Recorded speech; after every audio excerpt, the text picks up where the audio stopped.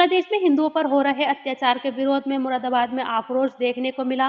मुरादाबाद में समस्त हिंदू समाज प्रदर्शन करते हुए सड़कों पर उतरा। हिंदू धर्म रक्षा समिति के आह्वान पर हजारों की संख्या में आक्रोशित लोग सिविलान स्थित अंबेडकर पार्क में जुटे। जिलाधिकारी को ज्ञापन सौंपा और जिलाधिकारी के माध्यम से महामहिम राष्ट्रपति का नाम ज्ञापन सौंपकर इस पर अविलंब कड़े कदम उठाने की मांग की गई। इस अवसर पर प्रमुख वक्ता पूज्य कर्णपुरी महाराज अट्टा आश्रम, पूज्य दंडी स्वामी महाराज लवकुश आश्रम, पूज्य गिरी महाराज महंत काली मंदिर, पूज्य उज्जवल कृष्णदास महंत इस्कॉन समिति, व्योम त्रिपाठी प्रसिद्ध कथावाचक लल्ला बाबू द्रविड़, अखिल भारतीय निर्देशक भगवान वाल्मीकि धर्म सभा, सरदार गुरविंदर सिंह प्रमुख समाज सेवी एवं तपन कुमार सह क्षेत्र प्रचार प्रमुख राष्ट्रीय स्वयंसेवक संघ रहे। वक्ताओं ने बताया कि किस प्रकार से बांग्लादेशी हिंदुओं के साथ अत्याचार किया जा रहा है, वहां के सनातन मंदिरों को ध्वस्त किया जा रहा है। उन्होंने बताया कि वहां पर सुप्रसिद्ध भगवान श्री कृष्ण का इस्कॉन मंदिर जो वहां बना किसी भेदभाव के सभी नागरिकों का विकट परिस्थितियों में पेट भरता है और उनसे उनका धर्म नहीं पूछता। ऐसे इस्कॉन जैसे पवित्र मंदिर को तोड़ने और उनके महंत स्वामी चिन्मय दास को वहां के प्रशासन द्वारा गिरफ्तार किया जाना बेहद पीड़ादायक है तथा व्यापार, कृषि, शिक्षक, नौकरी में हिंदुओं को प्रताड़ित किया जा रहा है। हिंदुओं को अब नौकरी करना कठिन हो गया है। 1500 से अधिक शिक्षकों से इस्तीफा लिया गया है। हिंदू नेता अपनी जान बचाने के लिए छुप गए हैं। 2 मिनिस्टरों को अरेस्ट कर लिया गया है। हिंदू पुलिस ऑफिसर पर गुना दाखिल कर दिया गया है। आर्मी द्वारा सामान्य हिंदुओं के विरुद्ध फेक केसेस में लगभग 98,000 नाम डाले गए हैं। वक्ताओं ने इस पर जोर दिया कि बटोगे तो कटोगे, एक रहोगे तो सेफ रहोगे। हिंदू उदार है तो इसका मतलब ये नहीं कि हमें कोई भी दबाएगा और हमारे साथ दुराचार करेगा। वक्ताओं ने कहा, जब हिंदू धर्म के लिए खड़ा होता है तो पूरे विश्व में शांति आती है और पूरा विश्व भगवा में समाहित हो जाता है। बांग्लादेश में हिंदुओं का नरसंहार किया जा रहा है।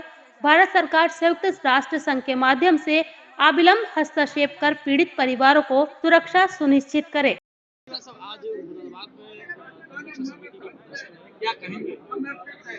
पिछले 5-6 महीनों से जो बांग्लादेश में घटनाएं घट रही हैं, उसका यह स्वाभाविक रूप से एक जो अपनी भावनाओं का प्रकटीकरण हिंदू समाज की ओर से है, क्योंकि कहीं पर भी कष्ट आता है, कोई आपदा आती है, यह भारत के हमारा स्वभाव में रहा है कि हम उसकी सहायता को तुरंत पहुंचते हैं, कोई स्वार्थ मन में नहीं रखते।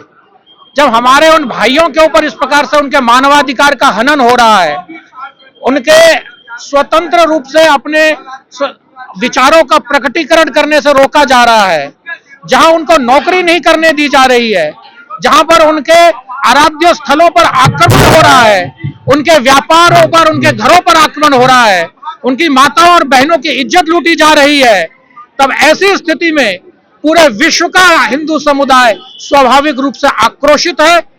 और यह विडंबना ही है कि यह परसों मानवाधिकार दिवस है और मानवाधिकार हनन का बात करने वाले, मानवाधिकारों की रक्षा करने की बात करने वाले लोग बांग्लादेश में हो रहे अल्पसंख्यक समुदायों के मानवाधिकार हनन पर अभी तक चुप्पी साधे बैठे हैं। इससे ज्यादा बढ़कर के दोगली बात उनके लिए कोई नहीं हो सकती।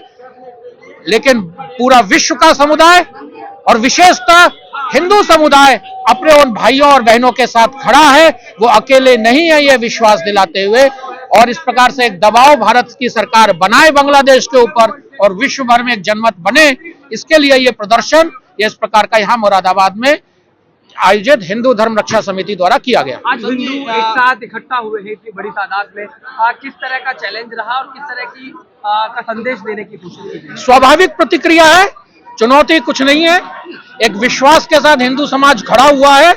आने वाले समय में और विश्व का कल्याण होगा इस सारे के सारे आंदोलन से, ये तो निश्चित है। आप बताया वहाँ पर जो है जो यूनिट सरकार है, उन्होंने एक जांच रिपोर्ट की बात की है कि हम जांच कमेटी बना के इसकी जांच कर लेंगे और फिर बताएंगे हम आगे क्या रहा। वो सरकार कैसे बनी है?